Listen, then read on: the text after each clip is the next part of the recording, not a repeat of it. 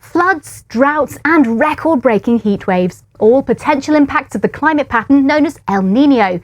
So what exactly is El Niño and how does it affect weather patterns around the world?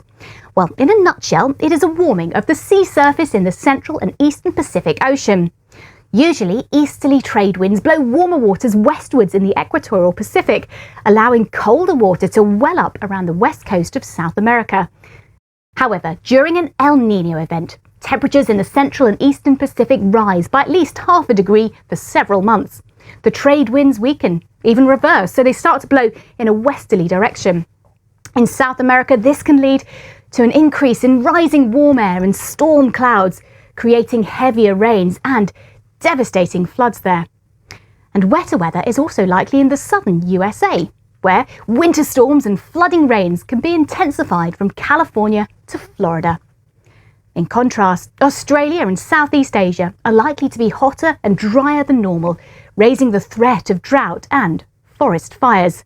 And there's a chance of weaker monsoon rains in India too. Meanwhile, in the UK, the impact of El Niño is less dramatic, but it does bring a tendency for colder winters. El Niño episodes usually last around a year and they occur every 2 to 7 years, but they don't follow a predictable pattern and no two El Niño events are the same.